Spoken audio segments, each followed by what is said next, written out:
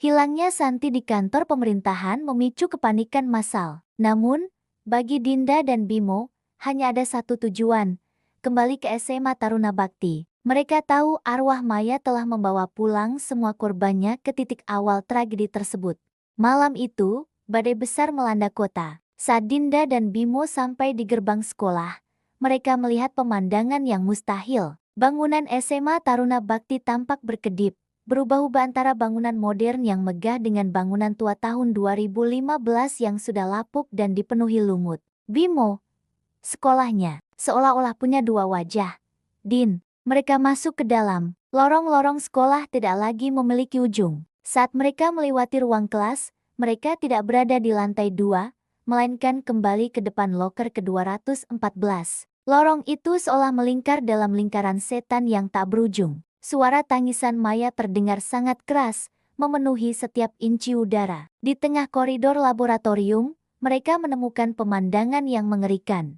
Pak Baskoro dan Santi berada di sana. Mereka tampak seperti dalam keadaan trans. Mata mereka putih tanpa pupil. Mereka berdua sedang mencoba membuka pintu loker 214 dengan kuku jari mereka sendiri yang sudah berdarah, seolah dipaksa oleh kekuatan gaib untuk merasakan keputusasaan Maya 10 tahun lalu. Santi bergumam dalam tangis dingin, "Tolong, buka pintunya. Saya janji akan jadi anak baik." Dinda, mereka terjebak di dalam ingatan Maya. Maya memaksa mereka merasakan apa yang dia rasakan selama 14 hari itu.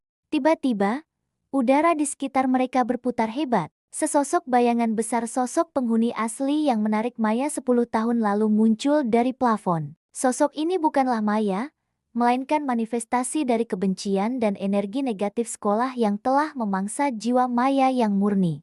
Sosok itu mencoba menarik Dinda. Maya yang asli dalam wujud siswi rapuh muncul di antara mereka, mencoba menahan sosok hitam itu. Sosok Maya, lari, bawa buktinya ke dunia luar. Jangan biarkan tempat ini menelan kalian juga. Dinda, gue gak akan ninggalin lo lagi. Maya, keadilan bukan cuma soal menghukum mereka, tapi soal lo harus pulang ke tempat yang tenang. Lantai koridor tiba-tiba retak dan berubah menjadi rawa air keruh yang dalam. Pak Baskoro dan Santi perlahan tenggelam ke dalam lantai tersebut, ditarik oleh tangan-tangan tak terlihat yang muncul dari sela-sela ubin. Dinda mengeluarkan kaset dan kalung itu. Ia menyadari bahwa selama barang-barang ini masih ada di dalam gedung ini, Maya akan tetap terikat pada dendamnya. Dinda, Bimo, kita harus menghancurkan pusat dari tempat ini. Papa nama loker 214 itu. Bimo menggunakan sisa tenaganya untuk menghantam pintu loker 214 dengan linggis. Setiap hantaman membuat gedung sekolah bergetar hebat. Suara teriakan Maya dan geraman sosok hitam itu bersahutan, menciptakan frekuensi yang membuat telinga mereka berdarah. Tepat saat pintu loker itu jebol, cahaya putih yang sangat menyilaukan meledak dari dalamnya. Dinda melihat Maya tersenyum padanya untuk pertama kali. Namun di belakangnya, sosok hitam itu tetap mencengkram kaki Maya, tidak mau melepaskan mangsanya. Dinda, Maya, pegang tangan gue. Cahaya putih dari dalam loker 214 menyambar ke seluruh lorong. Dinda menggapai tangan Maya, namun jemarinya hanya menyentuh udara dingin. Sosok hitam yang mencengkeram kaki Maya semakin besar. Itu bukan sekadar hantu, melainkan keheningan sekolah akumulasi dari setiap guru dan murid yang melihat perundungan namun memilih diam selama puluhan tahun. Bimo, Din, sosok itu, lihat wajahnya. Saat cahaya putih menerangi sosok hitam tersebut, wajahnya berubah-ubah secara konstan. Wajah itu menjadi wajah Pak Baskoro, wajah Santi, bahkan wajah guru-guru lain. Sosok itu adalah cermin dari ketidakpedulian kolektif. Selama rahasia itu dipendam, sosok itu akan tetap kuat. Dinda, dia makan dari rasa takut dan rahasia kita. Bimo, kasetnya, kita nggak perlu menghancurkannya, kita harus menyiarkannya. Dinda menyadari bahwa membalas dendam hanya akan membuat Maya terjebak selamanya. Keadilan sejati adalah kebenaran yang diakui oleh dunia. Dengan nekat, Dinda menggunakan ponselnya. Ia melakukan siaran langsung live streaming ke seluruh media sosial sekolah dan grup alumni yang memiliki ribuan pengikut. Ia mengarahkan kamera ponselnya ke arah kaset yang sedang diputar di layar monitor ruang lab yang tiba-tiba menyala sendiri, serta menunjukkan wajah asli Pak Baskoro dan Santi yang sedang mengerang di lantai koridor. Dinda berbicara ke kamera, "Lihat ini yang terjadi 10 tahun lalu. Maya tidak hilang. Dia dibiarkan mati di tempat kalian belajar. Jangan lagi ada yang diam." Seketika, jumlah penonton melonjak. Ribuan komentar permintaan maaf dan kecaman memenuhi layar. Kekuatan sosok hitam itu melemah seiring dengan terbongkarnya rahasia yang ia jaga. Ia mulai menyusut,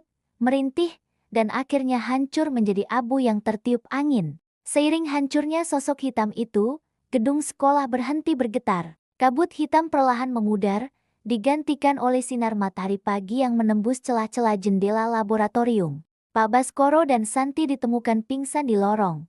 Namun kali ini polisi sudah berada di depan gerbang sekolah karena melihat siaran langsung Dinda. Mereka berdua dibawa pergi dengan borgol bukan oleh hantu, tapi oleh hukum manusia. Dinda kembali ke depan loker ke-214.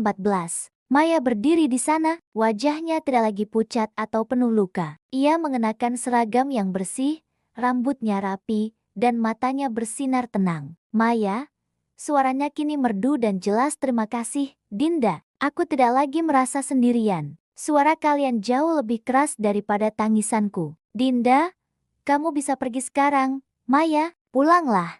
Maya memberikan senyum terakhirnya, lalu perlahan memudar menjadi butiran cahaya yang terbang menuju langit biru.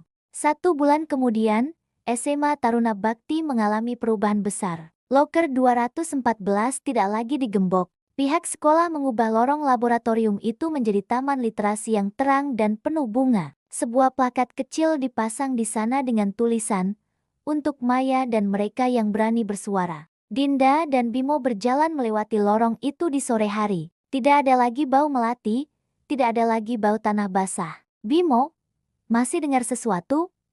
Dinda berhenti sejenak, memejamkan mata, dan mendengarkan. Hanya ada suara angin dan tawa siswa yang pulang sekolah. "Dinda, enggak." Lorongnya sudah tenang. Namun, saat mereka berjalan menjauh, kamera perlahan bergerak mundur menuju loker di ujung koridor yang lain. Sayup-sayup, terdengar suara bisikan dari loker nomor lain yang sedikit bergetar, seolah mengingatkan bahwa di setiap sekolah, selalu ada cerita yang menunggu untuk diceritakan. Terima kasih, jangan lupa subscribe, like dan komen.